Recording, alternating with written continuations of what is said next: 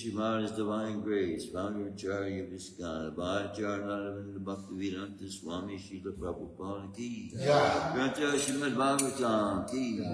Their most merciful Lordship Shri Sriharakam Bihari ki. Shri Jagannath, Shri Baladev Maya Subhadra ki. Shri Nataji, Shri Balagopa ki. Shri Gauritai ki. Nitai Rupre. Haribo. All glories to the Assembly. Hare Krishna. All glories to the Assembly. Hare Krishna. All glories to the Assembly. Hare Krishna. All glories to the Lord, Spirit of Shri Guru.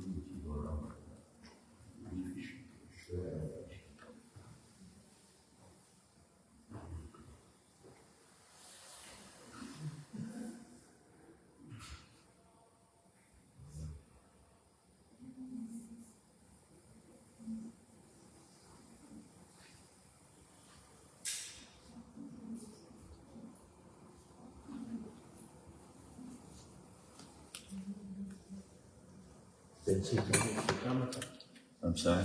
Sri Chaitanya Charitamrita? It is. Oh, okay. I was looking for the place where Lord Chaitanya usually gave the holy names. But we see what we find. Om Namo Bhagavate Vasudevaya. Om Namo Bhagavate Vasudevaya. Om Namo Bhagavate Vasudevaya. Om Namo Bhagavate Vasudevaya. Narayanam Namaskritya Naram Chaiva Narottamam Devim Saraswatim Vyasam Tato Jayamudiraye Nasta Prayashu Bhadreshu Nityam Bhagavata Sevaya Bhagavati Uttama Shloke Bhaktir Bhagavati Naistaki.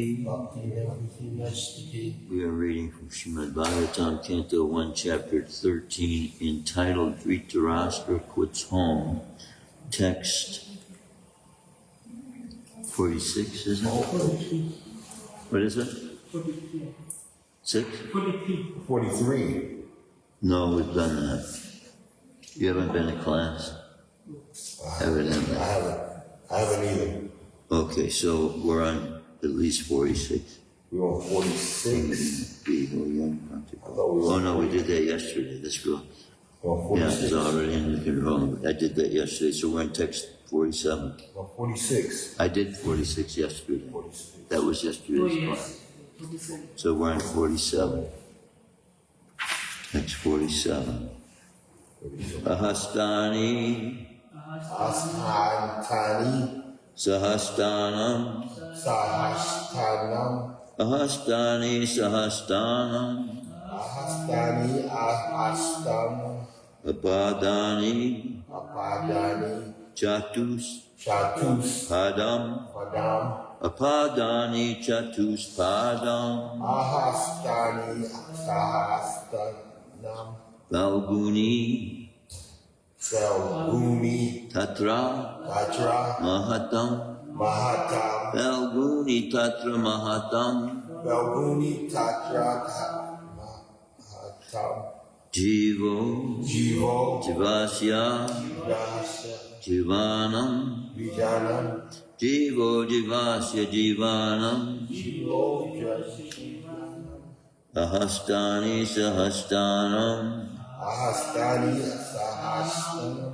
Ahastani Sahastanam. Ahastani. Sahasthanam. Apadani Chatuspadam. Apadani.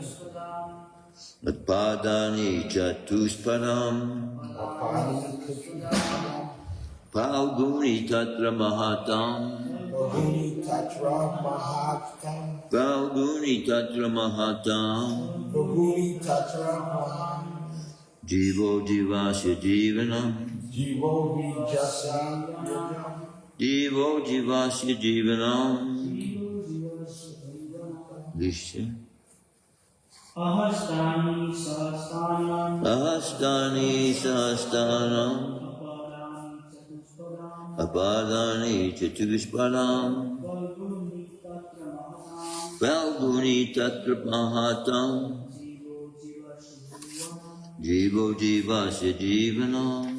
Ahastani. Sahasthanam. Ahastani Sahastanam.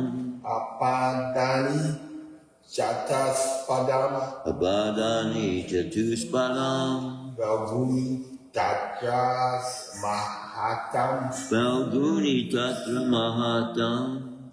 Jivo. Vijasya. Vijanam. Jivo Jivasya Jivanam. Ahastani Sahastanam. Apadani Chatuspadam. Valguni Tatra Mahatam. Jivo Jivasya Jivanam.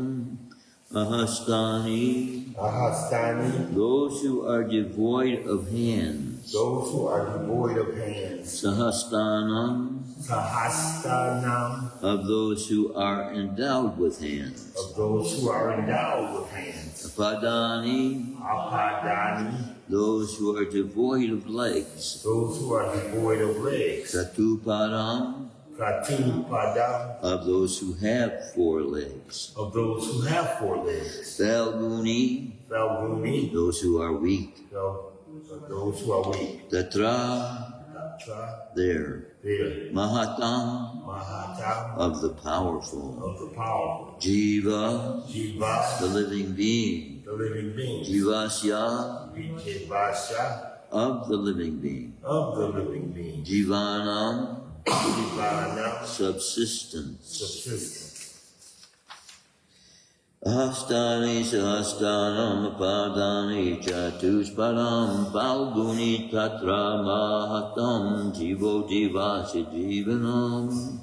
Translation and purport by His Divine Grace of Acharnadavinda Bhaktivedanta Swami Srila Prabhupada. Those who are devoid of hands are prey for those who have hands.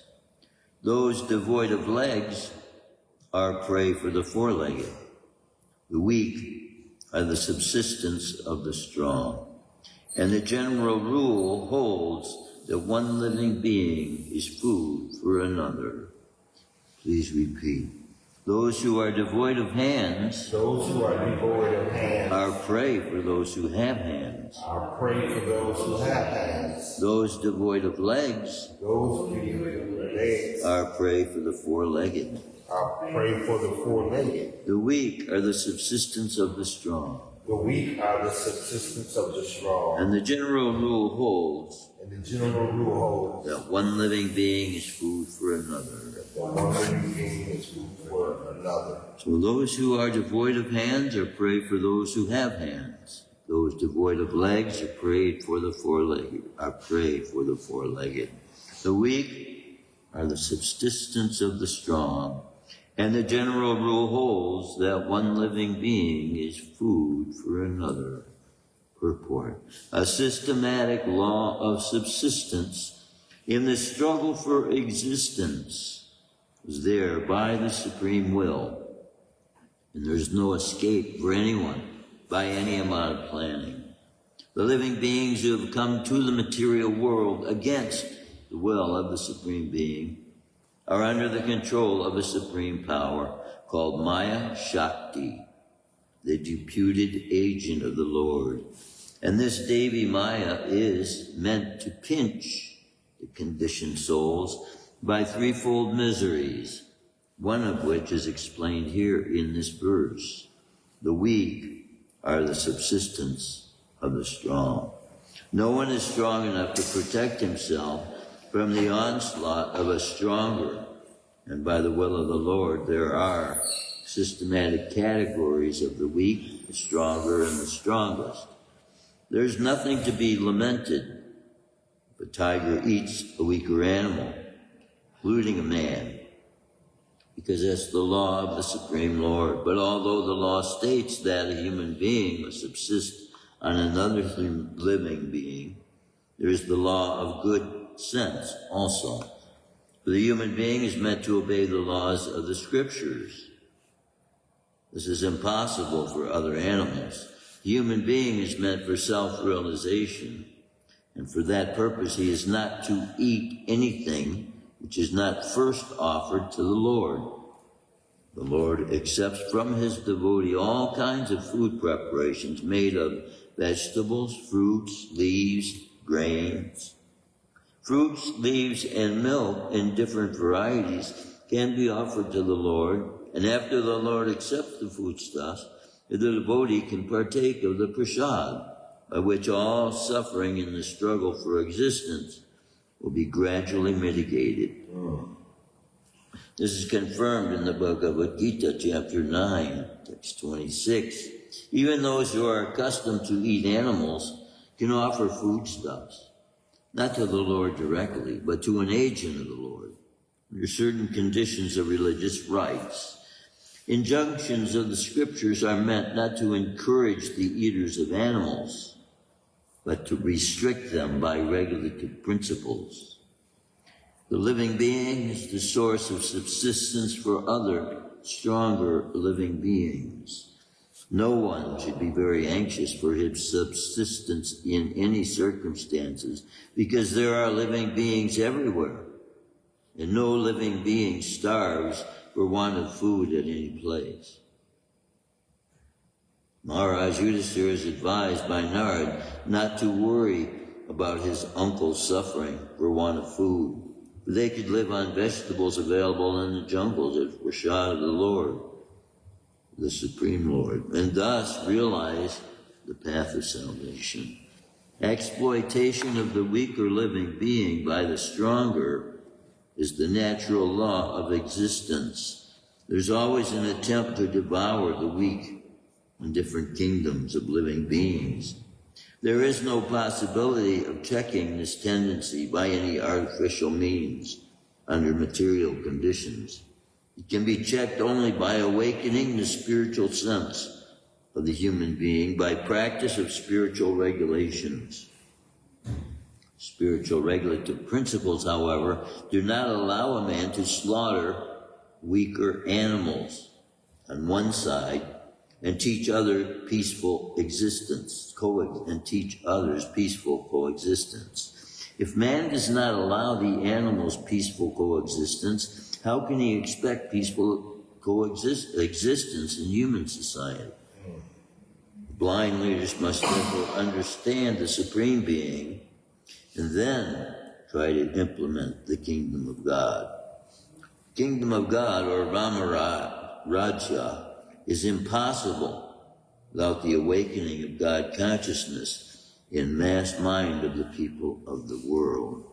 Om Jnana-Tarandasya Gnanandana Shalakaya Chakshushu Militam Yena. That is my Shri Gurave Namaha. Srila Prabhupada's bringing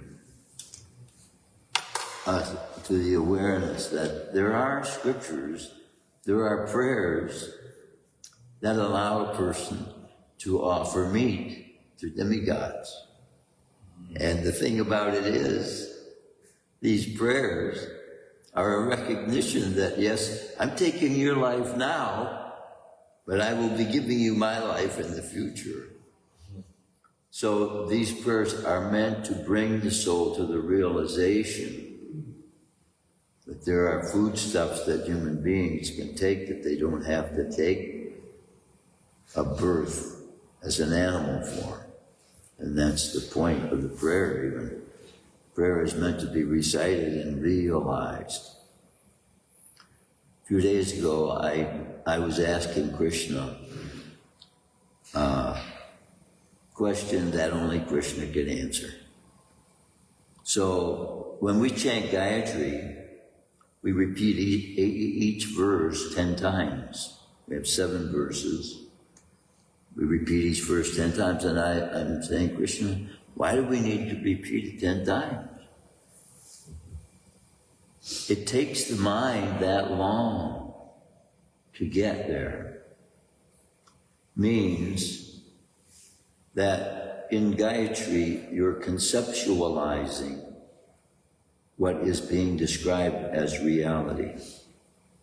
That we don't have any actual experience of without knowing the mantra, what the meaning of the mantra is. But flying, look at him. He gone too. Came to hear class. Now he going to get some roaches. That's a house centipede. Oh. That's the predicate for roaches. Yeah. Yeah, he eat roaches. All right. Millipede? House centipede. Centipede. The centipede has 100 legs. Millipede is that one with so many little legs. Yeah. But where were we? The mantra is, by the repetition of the mantra, one comes to the realization of its meaning. Each of these mantras that are given.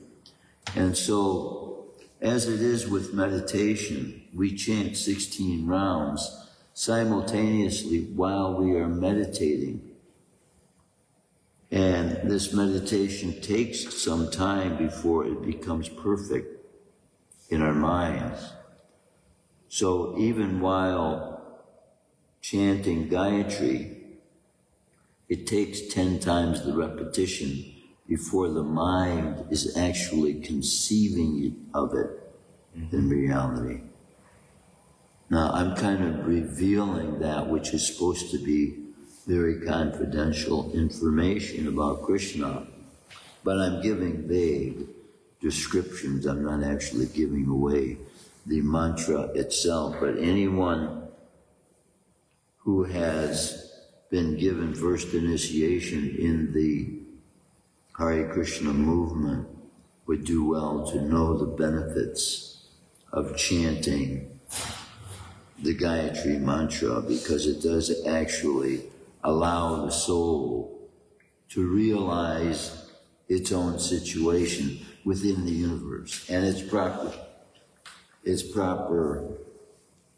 place in the universe, which is why we approach the universe with respect, because it is itself an emanation from the supreme body of the Supreme Personality of Godhead. So in that regard, we're not worshiping the planets, but the one from whom the planets are emanating. And in that mood, also, he has put the planets into a particular system and into particular platforms.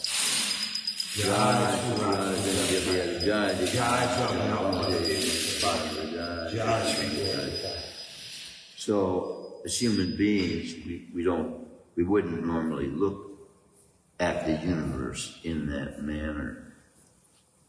But Krishna is giving us a view to see the universe the way he sees the universe, or the way that he has granted living entities to be able to see in the positions they are in the inner lining of the universe. And then see, with the realization of that position every morning, every afternoon, every evening, for years and years and years, it becomes such a built-in part of the consciousness that when you leave the body, it's something you will be familiar with where you are.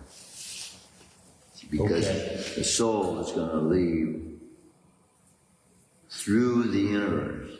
Krishna is going to take us out of the universe. Once you get up to later cantos of Bhagavatam, Krishna reveals exactly how he does that as well. So there's impetus there for us to become pure devotees. And much of what is being given to us in the form of knowledge of the activities of Krishna for us to be able to develop love for Krishna and develop an understanding for how his regards for the principles that will uplift society, and how those principles, when they are broken, how that those principles and the laws being broken are the cause of wars.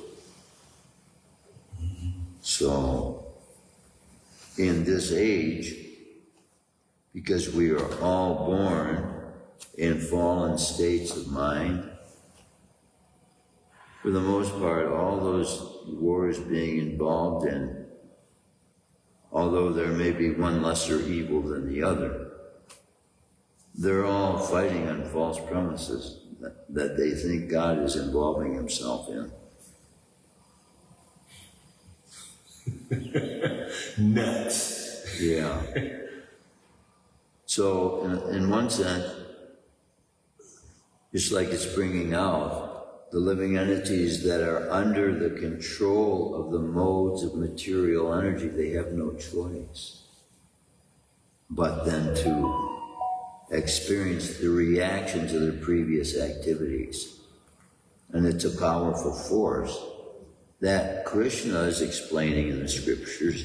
He can enable us to become free from. So I wanted to read this reference that was being made in this purport to the Bhagavad Gita, 926, chapter 9. Wow, I turned right to it. 27. 9:26. If one offers me with love and devotion, Patram Pushpam Tolam Toyam. Let me see this. I want to speak it. Patram Pushpam Palam Toyam Yo Me Bhaktya Prayachati Taraham Bhaktya Paritam Ashnami Prayatatmanam.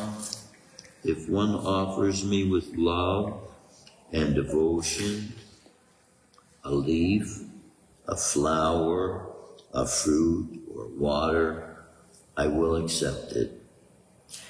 We see here a description, and of course Krishna knows everyone's heart, but this is a description of a process. So this offering of food is not something we do just once in our life and it's all over. We have to eat 3 times. Most human beings, most societies are set up, they eat 2 or 3 times a day. Some people are eating all day long, 4 times a day. But with this eating process that would normally put us in debt, in a state of indebtedness to the form of life that has offered that food for its sake, for us to continue our existence, as is brought out in this verse. The weaker support the stronger. Now, because it's being offered to the Supreme Personality of Godhead, Krishna is saying, I will accept it. But not only is this statement being made here that he will accept it, but the knowledge is given that what his glance does to that food, transforming it now to have spiritual potency when ingested, is such that can touch the soul. So where Krishna says nothing in this world can touch the soul. But Prasādam, then, what he transforms is no longer something of this world. It is out of this world. So you can rightly say, yes, this Prasādam, this pizza is out of this world. Yeah. Magically transformed. And see, that's one little act of the process, which being spoken here in one tiny verse has laws regarding it and principles of great design and manners of etiquette. And every single process in the preparation of these foodstuffs that are being made as an offering of devotees' hearts of love. So Krishna makes a simple statement that has with it carries with it a tremendous science, the science of Krishna consciousness. And so in a nutshell, actually, when you look at this verse, it is itself giving us the substance of what devotional service is, because those that live by that precept of that very verse, if they offer all of their food to Krishna, and they offer only those things that Krishna accepts, then they're guaranteed they will go back to Godhead after this. What number is that again? This is 9:27. 9:27. Oh, no, I'm sorry, 9:26. 9:26. But the next verse is also incredible. Whatever you do, whatever you eat, whatever you offer or give away, and whatever austerities you perform, do that, O son of Kunti, as an offering to me. And in this verse, then, Krishna is revealing how to gain the best result of these activities. So they may be in other scriptures telling people to offer things to someone else. Krishna is saying, offer them to him, and you will derive all the benefit derived by those who are lesser than him, automatically. When you please, what was that? When you speak very well of a parent's children, you automatically touch the parent's heart. Okay. You don't have to glorify the parent, but glorify their children, right? So Krishna, in this way also, is glorifying the activities of his devotees. He does that for us too.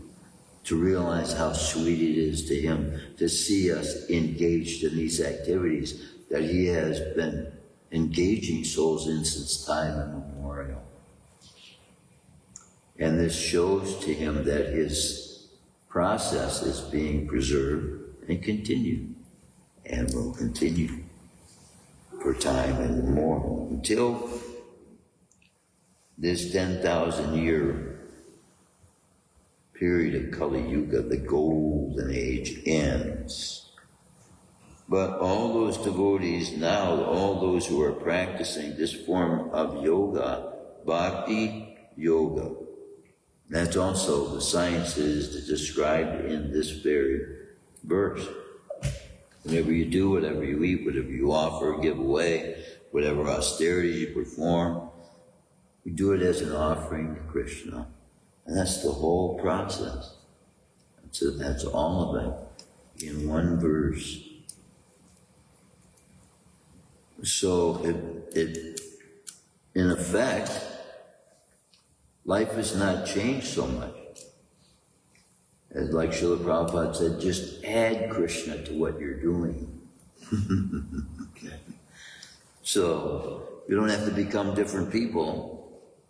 Automatically, by engaging in the acts include with them the formation of the personality's the character of the person, because you're going to be engaging in acts of devotion from your heart while you are yourself expressing that loving devotion for Krishna by the act you're engaging in.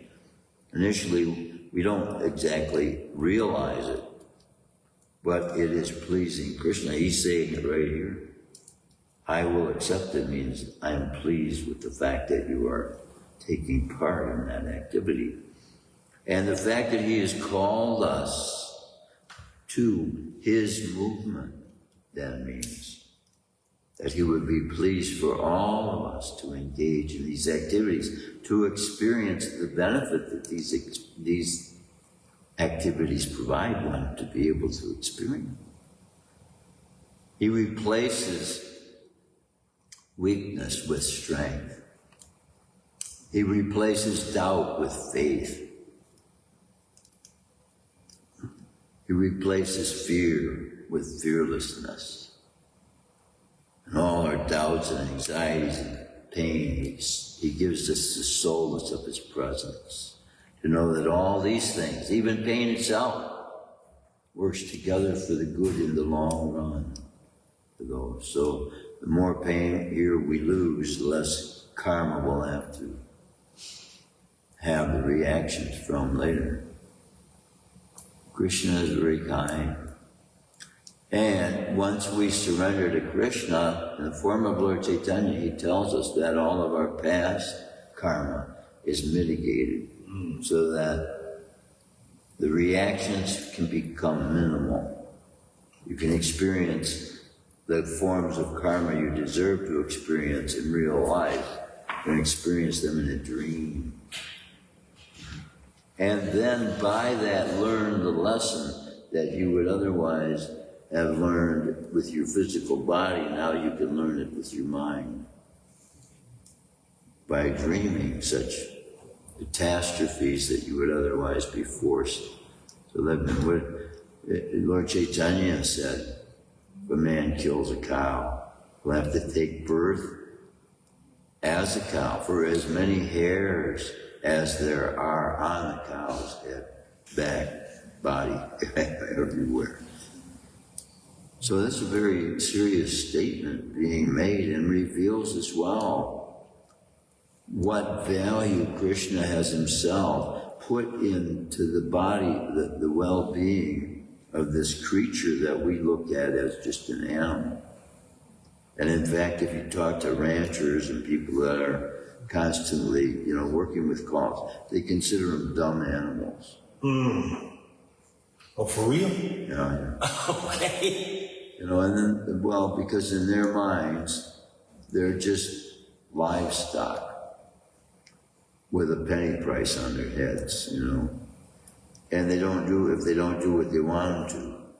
So when they're out in the grazing and we're rounding them up, so they don't always do what they want what the ranchers want them to do. It's the same perspective human beings take in other human beings.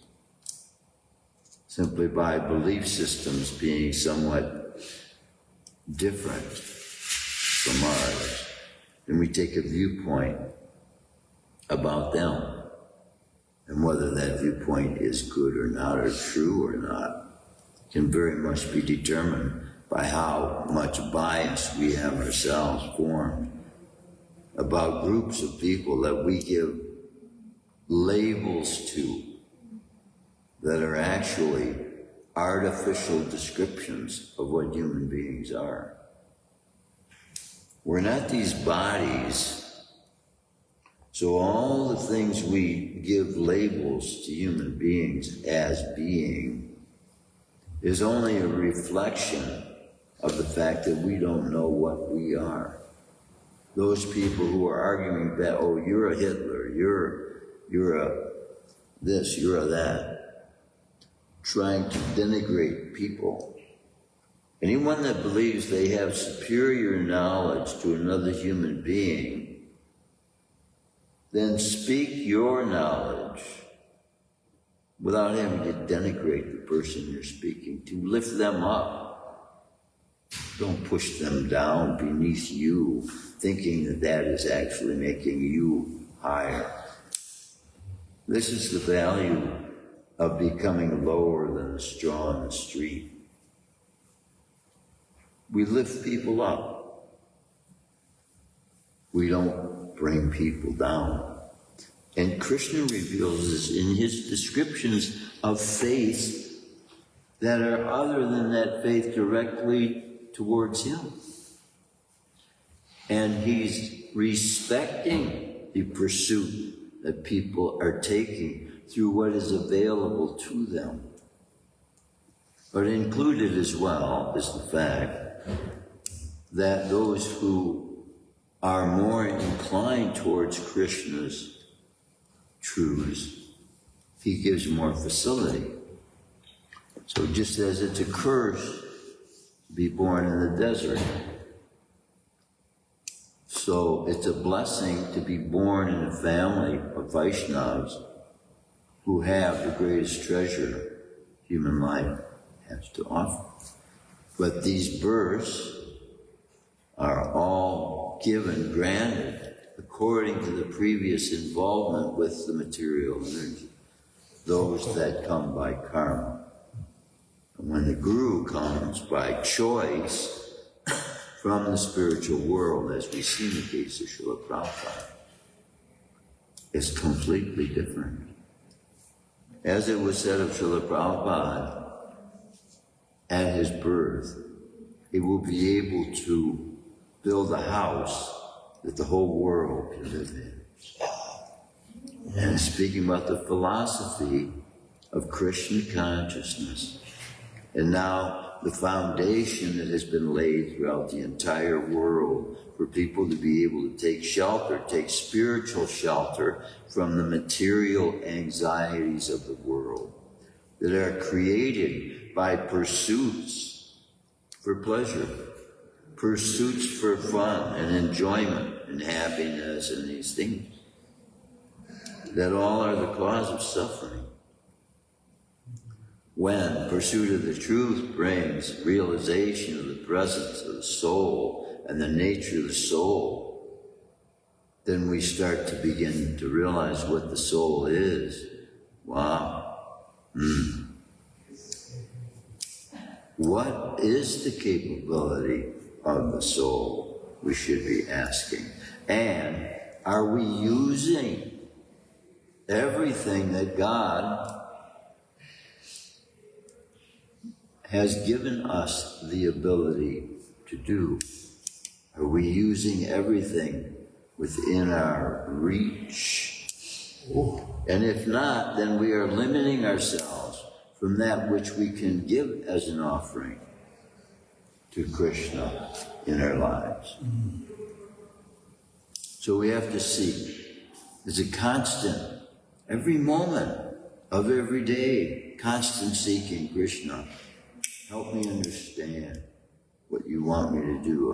Help me to understand more perfectly my place in life and how to perform the functions of my life more perfectly, and how to reach more people with the truth of your all-fulfilling teachings, all-satisfying teachings. It is said that reading Ramayana satisfies material, spiritual, and every other kind of sense gratification you could hope to be experiencing. Reading Ramayana does that. And in Bhagavatam, this Canto 9 very much deals with the appearance of Lord Ramachandra. See, when Krishna comes, see, most rulers or leaders are born into a position of a family where they are protected from the weaknesses and failings of society's general population. But Krishna, when he comes, he doesn't deny himself the exposure. Now, in the form of Lord Buddha, it's another story until he ages more in life. But as you see with Lord Ramachandra, by the cursing of his stepmother, he was forced to go into the forest and spend 13 years because she wanted her son. See, this is familiar. This, now as I speak, I see how familiar this is to the Kauravas and the Pandavas and their wanting to usurp the authority of the kingdoms above any other. And that's what's going on in the world. All these wars is for usurpation of control and power, of the subjugation of the rulers, peoples. Right. So when the rulers become self-realized, then the people will become happy. And that's wherein lies the key to knowing just how valuable the spreading of these teachings is. Because it has the potency to be able to affect the whole world, as we see it has taken root in the hearts of so many people. Just since 1965, Srila Prabhupada stepped foot in New York with an expired visa. But see, what's that, like 65 to 2035 years? Is that right? 65? Yeah. To 2000 is only 35 years. And 35 and 25 is 60. So 58 years. 58 years. 59 years. 59. 59. 50. What year? 65 65? to 26. There'll be one after that. So 20, 59. 51. Or was it 9? We'll figure it out. But anyways, there has been more done in that short period of time of 16 years than the whole 2,000 years of Christianity. Oh, wait. Has given, isn't it? As far as self-realization is concerned, for people to be able to know what the standard is required for them to even become a leader. The Bible doesn't give you that. Not in the detailed means that is found in Bhagavatam. And this spoken by a 16-year-old boy, nonstop for a week. who has that strength, spiritual strength, being requested by the emperor of the world. What a situation this planet was in at that time. The emperor of the entire world is asking advice from a 16-year-old boy on what is the most important thing to do when one is leaving their body. Now, how paradoxical does that, ironical does that approach the mind, right? Yet the statement in the Bible is, they will be led by a child. Yeah. And I really believe this is Sukadeva Goswami's teachings. If it is in fact referring to the law books, Sukadeva Goswami, at the age of 16 years old, recited the law books for the next 10,000 years by his giving this knowledge to the emperor of the world. In effect, it's also saying then one does become qualified when this is fully realized to be in the position of an emperor. But the position does not gain a qualified seat by those who want it, or who think of themselves as qualified, or who look at themselves above everybody else. It's not the qualification. And that's where all of society is failing right now, to not know humility, the need in society for the kind of humility Lord Chaitanya was talking about. People want to be proud and arrogant of all their own accomplishments, and this is all false ego. And all of the accomplishments we have done with the abilities we've been given are due to 33 million different living entities that are responsible for every set of circumstances that there are in our lives. The sun, the wind, the rain, the elements, the workings of the body, fire, all these things necessary for a human being to be able to have existence. And so, see, we are indebted in that way to all those living entities that have made the situation possible for us to have existence. But in the simple act, Krishna is saying here, offer me with loving devotion, fulfills all that payback that we owe to the demigods. And then so, with one little simple act to Krishna, it pays off all the indebtedness to all the demigods we've ever accumulated debt to.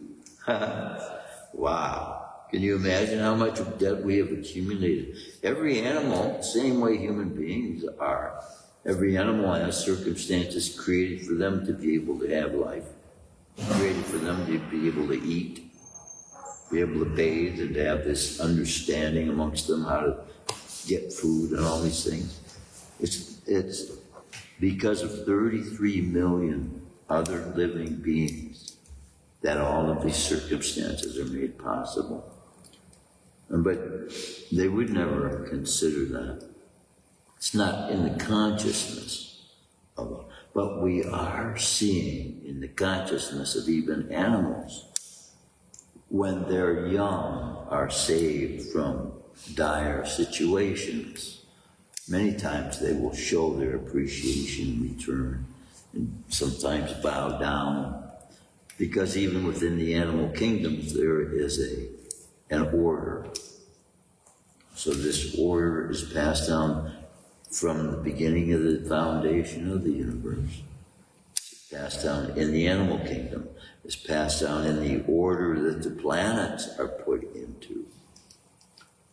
And when they're describing hell in most quote-unquote scriptural teachings, it gives the impression that there is only one and that it's a lake of fire. And then it burns eternally. But see, even with that description that it burns eternally does not give the inference that the souls that are put there eternally.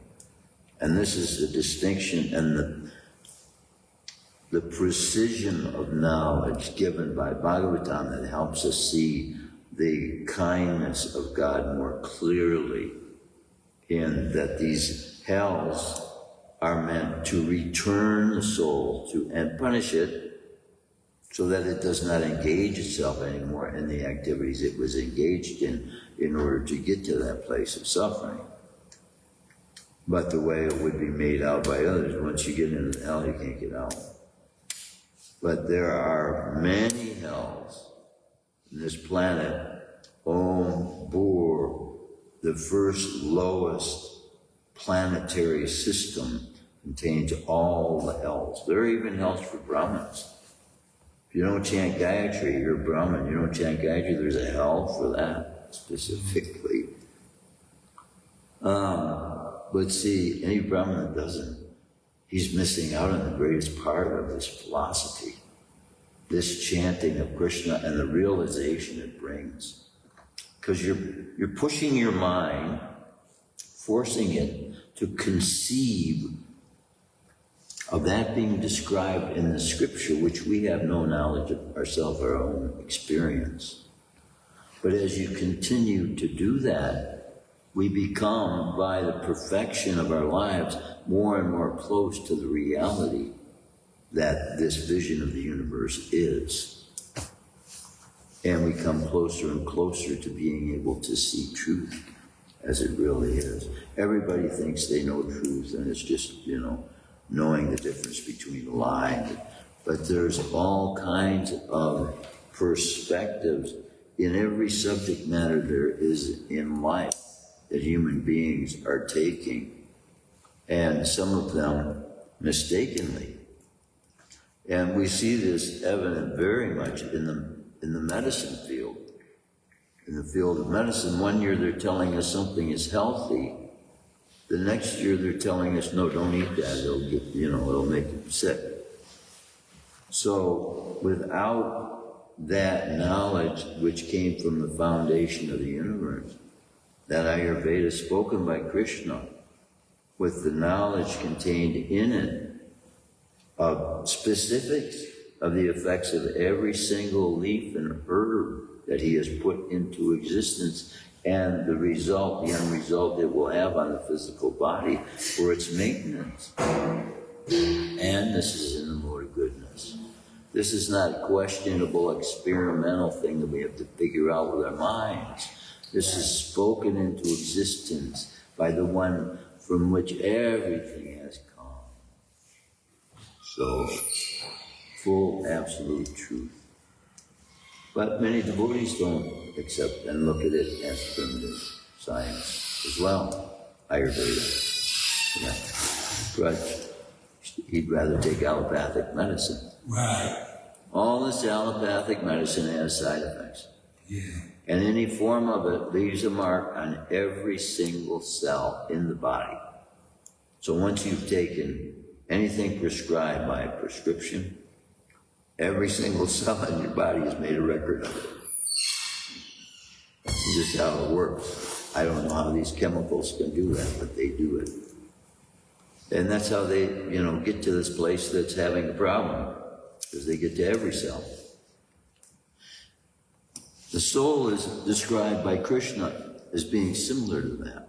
He says it's pervading the whole body, while simultaneously it is described as being 1/10,000th the tip of a hair.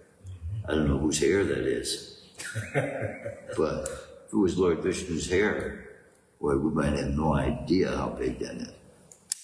But it is described as the 1/10,000th the tip of a hair of the occupant. Just like the size Krishna as super soul is occupying in this body, in the area of the heart, is the size of our fist. But the substance his body is made of, much like ether, mind, intelligence, these things are so subtle we can't see them. But mind itself is substance. Mind has substance. And the totality of its force by all the living entities that are in the universe are making up the force that is as an outer covering of the universe, mind. So then Krishna's body, more subtle than mine, his body is made of intelligence. And so he can occupy that space where we are without us even being able to see him. Just like our body, as it's described even in the Bible, everything that we see is made of that which we cannot see. So there's a planet between here and the moon. It's called Bhuloka. Bhuloka. Where all the ghosts go. And it covers that light at times between the earth and the moon. And you wouldn't be able to know it was that except the descriptions given in Bhagavatam. Those living entities we are under a gross illusion of this material world. But those that are put into ghost bodies are under even a greater illusion. Only got 2 minutes left before I'm supposed to call it in a class, but there's a nice story about he was a devotee taking instructions from his guru to preach, and he got the ability to preach to ghosts. But his guru told him, don't take any of their sacrifices, don't take any of their food. No matter how it looks, don't take it. So he went there, and at the end of the celebration, he said, well, I won't eat it, but I'll take it home. Mm-hmm. When he got home, it was nuts and bolts that had appeared to them during their celebration to be that which they were eating. Weird. He was, yes. And see, that's the bodies they are forced to live in without knowing what it is anything that they're taking part in. That is really a weird thing, isn't it? It's extremely weird. Yeah. But see, that's what a ghost body is. That's why we do not want to commit suicide. We don't want to die from overdose of drugs. We don't want to create addictions to our bodies that would be forcing us into that kind of a situation. Because those developed addictions that they have with a ghost body, you can't satisfy them. With a physical body, you can temporarily. But with a ghost body, there's no means of satisfying the cravings they have. And that's what makes them.